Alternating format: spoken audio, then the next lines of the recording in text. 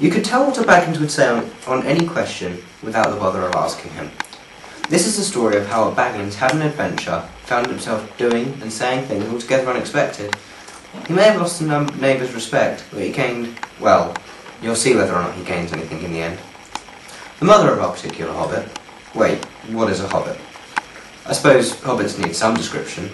Nowadays at least, seeing as we've become rare and shy of the big people as they call us. They are, or were, a little people, about half our height, smaller than the bearded dwarfs. Hobbits had no beards, there's little or no magic about them, except the ordinary everyday sort, which helps them to disappear quietly and quickly when stupid large folk like you or I come blundering along, making noises like elephants which they can hear from a mile off. They are inclined to be in at the stomach. They dress in bright colours, chiefly green and yellow, wear no shoes because their feet grow natural leathery soles, and thick warm brown hair like the stuff on our heads, which is curly. They have long, clever brown fingers, good-natured faces, laugh deep, fruity laughs, especially after dinner, which they have twice a day, when they can get it. Now you know enough to go on. As I was saying, the mother of this hobbit. The mother of Bilbo Baggins, that is, was the fabulous Belladonna Took, one of the 3 remarkable daughters of the old Took, head of the hobbits who lived across the water, the small river that ran from the foot of the hill. It is often said in other families that long ago one of the Took ancestors must have taken a fairy wife. That was, of course, absurd, but certainly there was still something not entirely hobbit-like about them. Once in a while, members of the Took clan would go and have adventures. They discreetly disappeared, and the family hushed it up.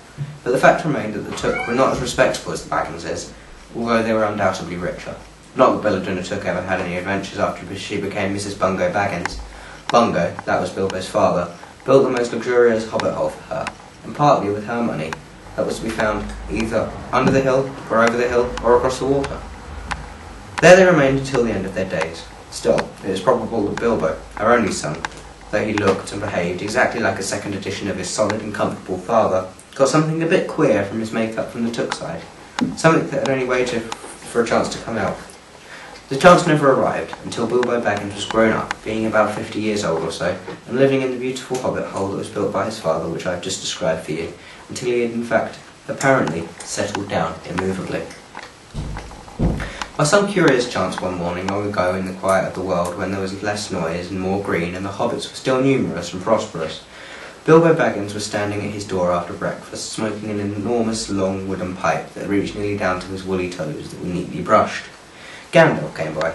Gandalf, if you had only heard a quarter of what I had heard about him, and I have only heard very little of all there is to hear, you would be prepared for any sort of remarkable tale.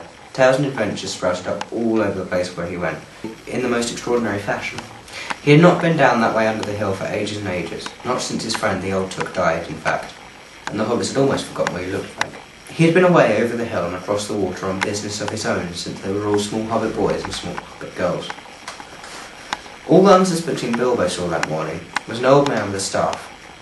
He had a tall, pointed blue hat, a long grey cloak, a silver scarf over which hung a white beard below his waist, and immense black boots. "Good morning," said Bilbo, and he meant it. The sun was shining and the grass was very green, but Gandalf looked at him from under long, bushy eyebrows that stuck out further than the brim of his shady hat, and asked, "What do you mean? Do you mean to wish me good morning? Or do you mean that it is good morning whether or not I want it? Or that you feel good this morning? Or that it is a morning to be good on?" "All of them at once," said Bilbo, "and a very fine morning for a pipe of tobacco out of the doors, into the bargain. If you have a pipe about you, sit down and have a fill of mine. There's no hurry, we have a day before us." Then Bilbo sat down on a seat by his door, crossed his legs, and blew a beautiful grey ring of smoke that sailed into the air without breaking and floated away over the hill. "Very pretty," said Gandalf. "I have no time to blow smoke rings this morning.